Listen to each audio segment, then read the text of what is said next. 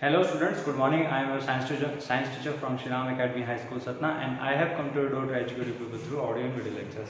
So students, in this class we will be starting the subject science for class 10th. This is a series of lessons for chapter number 2, that is acids, bases and salts. Okay. So students, in the last classes we learned about in the part 2, part 3 we learned about acids and their properties.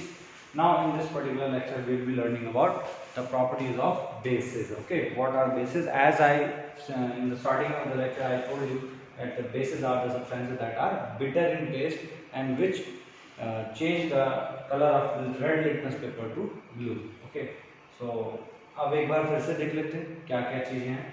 Basis क्या होते हैं? Basis अपने को पता है इनकी कुछ properties होती हैं, उनकी प्रॉपर्टीज से हम उनको आइडेंटिफाई करते हैं. First property is they have a bitter taste. उनका टेस्ट कैसा होता है? कड़वा सा होता है. Okay. And second property is they basis feel सोपी टच. सोपी टच का मतलब बेटा जैसे आप कभी साबुन वगैरह जब साबुन से हाथ धोते हैं तो you feel the soapy touch, slippery touch at on your hands and fingers. ऐसा ही कुछ बेसिस के साथ होता है. Whenever you take it in your fingers और you in your hand and rub it with your fingers, it feels soapy. Okay, soapy touch. Third is the bases turn red litmus to blue, that we have already seen. Now the fourth property is the bases conduct electricity in solution. They are electrolytes. ये मैंने ये चीज पहले भी acids में बताई थी और इसमें भी बेस में बता रहे हैं. इसका भी हम देखेंगे कैसे कंडक्ट करते हैं. Fifth, bases react with metals to form hydrogen gas. Okay, so this is particularly important. Activity 2.4 में आपके दे रखी है एक एक्टिविटी दे रखी है. उसमें क्या करना है? सोडियम हाइड्रोक्साइड को जिंक ग्रैन्युल्स से रिएक्ट कराना है एंड हीट करके. तो क्या होगा? रिएक्शन क्या होगी? सोडियम हाइड्रोक्साइड क्या है? एक बेस है. जिंक क्या है? एक मेटल है. दोनों जब रिएक्ट करेंगे the final product will be sodium zincate and hydrogen gas. अब हाइड्रोजन गैस का टेस्ट आपको पता है. What to do? You have to take a burning flame, matchstick in the front of the test tube. Then a pop sound occurs. If the pop sound occurs, then there is the presence of hydrogen gas. Or if when there is no pop sound, तो हम क्या बोलेंगे कि hydrogen gas वहाँ पर नहीं है. अगर पॉप साउंड आता है तो हाइड्रोजन गैस है. Okay, so this is the reaction between metal and base. ये याद रखिए, ये एक एग्जांपल है. You can write it. Sixth reaction है बेटा, bases react with acid to form salt and water. Neutralisation reaction है, आप पहले भी पढ़ चुके हो, 2-3 बार पढ़ लिया आपने. Basis react with acid. Acid के साथ बेस रिएक्ट करेगा तो क्या करेगा? एसिड बेस का इफेक्ट कट करेगा और बेस एसिड का इफेक्ट कट करेगा. दोनों एक दूसरे के इफेक्ट्स को नलिफाई करेंगे. जब दोनों एक दूसरे के इफेक्ट्स को नलिफाई करेंगे तो जो रिएक्शन होगी कुछ इस प्रकार से बनेगी. Base plus acid gives salt and water. आपको पता है न्यूट्रलाइजेशन रिएक्शन का जो प्रोडक्ट है that is salt and water. तो यहाँ पर एग्जांपल है sodium hydroxide plus sulphuric acid. Sulphuric acid is a strong acid. क्या फॉर्म होगा? Sodium sulphate which is a salt and water. Okay, so this is the reaction that has awkward. यहाँ पर balancing की बात करें तो ये बैलेंस भी हो जाएगा 2H2. अब ये प्रॉपर्टी कंप्लीट हो गई 6 तक. 7th तक आते हैं. 7th प्रॉपर्टी क्या है? Basis react with non metallic oxides. Non metallic oxides ये इंपॉर्टेंट है.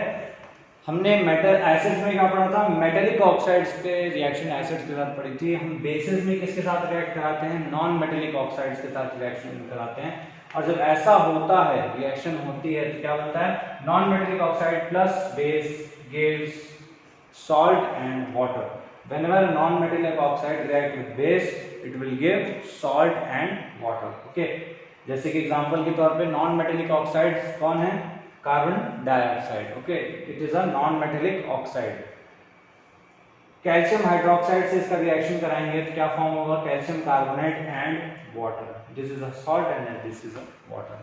तो ये एक तरीके का रिएक्शन है similar to salt and water. इसमें भी बन रहा है, सॉल्ट एंड वाटर इसमें भी बन रहा है. This is a reaction similar to neutralisation reaction. तो इसका मतलब है बेस के साथ जो रिएक्ट कर रहा है, ये जो कंपोनेंट नॉन मेटेलिक ऑक्साइड, इसका जो नेचर है वो क्या है, एसिडिक नेचर है। ऐसा हमने पहले भी देखा था, जब एसिड्स क्या कर रहे थे, एसिड जब मेटेलिक ऑक्साइड्स के साथ रिएक्ट कर रहे थे तो क्या हो रहा था, ये इसका नेचर क्या आ रहा था, बेसिक आ रहा था। क्यों? क्योंकि जो प्रोडक्ट बन रहा था वो क्या बन रहा था, सॉल्ट प्लस वाटर। ठीक है, ये न्यूट्रलाइजेशन रिएक्शन जैसा ही था। एसिड के साथ जो भी रिएक्ट कर रहा है, ये अगर न्यूट्रलाइजेशन रिएक्शन के सिमिलर है, ये क्या है, इसका नेचर क्या होगा, बेसिक होगा। लेकिन यहाँ पे क्या है, बेस के साथ कौन रिएक्ट कर रहा है, नॉन मेटेलिक ऑक्साइड रिएक्ट कर रहा है, तो इसका नेचर क्या होना चाहिए, फिर एसिडिक होना चाहिए। तो हमेशा ध्यान रखेंगे कि यहाँ पर always non metallic oxides are acidic in nature. ठीक है, ये ध्यान रखना है। जैसे कि आपको एक और ऑक्साइड्स का नाम बताते हैं, SO3। अब इससे इसका रिएक्शन कराएंगे तो क्या बनेगा, मतलब यहाँ पर ये एसिडिक नेचर इसलिए क्योंकि इसमें पानी ऐड करने पे क्या बन जाएगा, ये H2SO4 बन जाएगा। Whenever we add SO3 के साथ हम H2O को ऐड करेंगे, क्या बनेगा, सल्फ्यूरिक एसिड बन जाएगा। तो इसलिए हमें यहाँ पे ध्यान रखना है कि ये रिएक्शंस, जो नॉन मेटेलिक ऑक्साइड्स हैं, ये क्या होते हैं, एसिडिक इन नेचर होता है। इनका नेचर कैसा होता है, एसिडिक होता है। ठीक है, ये तो हो गया कंप्लीट यहाँ तक 7 प्रॉपर्टीज।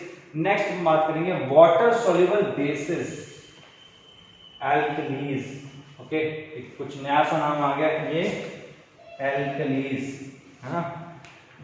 तो ज्यादातर बेसिस जो होते हैं ना बेटा, वो डिसॉल्व नहीं होते हैं, लेकिन कुछ होते हैं, कुछ वाटर में डिसॉल्व होते हैं। किसमें? ज्यादातर बेसिस पानी में डिसॉल्व, वाटर में डिसॉल्व नहीं होते हैं, लेकिन कुछ बेसिस वाटर में डिसॉल्व होते हैं। Those bases which dissolve in water without any chemical reaction have a special name, that is alkalis। तो यहाँ पर आपको ये चीज यहाँ ध्यान रखनी है कि जो भी बेसिस वाटर में सॉल्युबल होंगे उनको हम क्या कहेंगे, एल्कलीज कहेंगे। The base which is soluble in water is called alkali। ठीक है, एग्जाम्पल के तौर पे क्या है, एग्जाम्पल क्या है, sodium hydroxide, potassium hydroxide, calcium hydroxide, ammonium hydroxide, magnesium hydroxide, और भी कई एग्जाम्पल्स होते हैं जो एल्कलीज कहलाते हैं। these are the specific examples जो हमने यहाँ पे उठाए हैं। सो अब ये हमने कंप्लीट कर चुका है। अब हम नेक्स्ट बात करेंगे इसके आगे कि जो एसिड्स हैं उनका आयनाइजेशन कैसे होता है। So let's see how the ionisation takes place. So अब यहाँ पे देख लेते हैं आयनाइजेशन किस तरीके से होता है। हमारा टॉपिक क्या है, what do all basis have in common. Basis में क्या कॉमन चीज होती है जो उनको बेस बनाती है। ठीक है, तो हमने लास्ट टाइम पढ़ा था एसिड्स का आयनाइजेशन। जब भी पानी में ऐड करेंगे तो एसिड्स क्या होते थे, आयनाइज होकर के डिसोशिएट हो जाते थे। डिसोशिएट होने का मतलब है आयंस में ब्रेक हो जाना। ठीक है, तो आयंस में जब वो ब्रेक होते थे क्या बनाते थे, जैसे HCl का है तो HCl क्या बनाता था, H प्लस Cl नेगेटिव। यही H प्लस क्या करता था, H2O के साथ कंबाइन होकर के हाइड्रोनियम आयन बना देता था। ठीक है, यही एसिडिक बिहेवियर शो करता था, इसी के कारण एसिडिक बिहेवियर आता था। लेकिन बेसिस में भी क्या होता है, सेम चीज होती है, इसमें भी आयनाइजेशन होता है। तो जैसे एक एग्जांपल के तौर पे देखते हैं, NaOH प्लस वाटर, यहाँ पे वाटर में अगर इसको ऐड करेंगे तो क्या देगा, ये आयनाइज हो जाएगा। क्या बनाएगा, सोडियम आयन बनाएगा Na plus and OH minus. Acid में तो H प्लस आ रहा था, लेकिन यहाँ क्या आ रहा है, OH माइनस आ रहा है, हाइड्रोक्साइड आयन आ रहा है। यही क्या बनाता है, बेस को बेस बनाता है। मतलब बेसिस की जितनी प्रॉपर्टीज हैं इसी के कारण आती हैं, बेसिक नेचर इसी के कारण आता है। किसके कारण, हाइड्रोक्साइड आयन के कारण। तो इसका मतलब ये हुआ कि हम जो अभी तक डेफिनेशन पढ़ रहे थे बेसिस की, बिटर इन टेस्ट एंड सोपी टच, वो ट्रेडिशनल डेफिनेशन है। लेकिन नई डेफिनेशन आयनाइजेशन के बेसिस पे क्या आ जाएगी, a base is a substance which dissolve in water to produce hydroxide ion, that is OH negative ions in solution. Okay, so this is the the thing that is common in all the bases ये चीज हम नीचे भी देख सकते हैं। Potassium hydroxide है, हमने वाटर में ऐड किया, क्या बनेगा, पोटेशियम के आयन, इसका आयनाइजेशन होगा, आयनाइजेशन होगा तो क्या होगा, पोटेशियम का आयन बनेगा K+ एंड हाइड्रोक्साइड आयन बनेगा OH-। सिमिलर वे में मैग्नीशियम हाइड्रोक्साइड भी है, मैग्नीशियम हाइड्रोक्साइड को वाटर में ऐड करेंगे तो क्या बनाएगा, मैग्नीशियम आयन बनाएगा Mg2+ एंड 2OH- बनाएगा हाइड्रोक्साइड आयन। तो ये आप देख पा रहे हैं कि यहाँ पे क्या हो रहा है, आयंस का फॉर्मेशन हो रहा है। अब हमने एक चीज पढ़ी थी कि जब भी हम एक सॉल्यूशन लेते हैं, वाटर सॉल्यूशन लेते हैं, एक्वस सॉल्यूशन लेते हैं, किसी भी बेस का या एसिड का, किसी सॉल्ट का, अगर उसमें आयन फॉर्मेशन हो रहा है, अगर उससे हम करंट पास करेंगे, इलेक्ट्रिसिटी पास करेंगे तो क्या बनेगा, क्या होगा, इलेक्ट्रिसिटी क्या होगी, पास होगी और हमारा सर्किट कंप्लीट कहलाएगा। तो हमने क्या किया, एक सेटअप तैयार किया और इसमें बल्ब लगाया, 6 वोल्ट की बैटरी लगाई, स्विच लगा दिया एंड नेल से हमने क्या किया, कॉर्क में पिन अप करके यहाँ पर एक सॉल्यूशन डिप कर दिया। सॉल्यूशन किसका था, सॉल्यूशन में हमने डाला सोडियम हाइड्रोक्साइड। तो यहाँ पर क्या होने वाला है, क्या होने वाला है, सोडियम हाइड्रोक्साइड किसमें ब्रेक हो जाएगा, Na+ में एंड OH- में। OH- एंड Na+ जब आएगा तो क्या बनेगा, यहाँ पे क्या होगा, एक मिनट सर, OH- यहाँ पे क्या होगा, प्लस एंड माइनस है, आयंस के वजह से क्या होगा, यहाँ पे इलेक्ट्रिकल कंडक्शन होगा दोनों नेल्स के बीच में।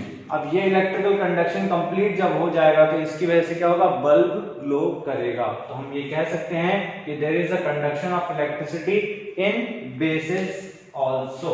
Okay, so they are called as electrolyte. हमने ये प्रॉपर्टी पढ़ी थी और ये हमने यहाँ पे दिखा भी दिया।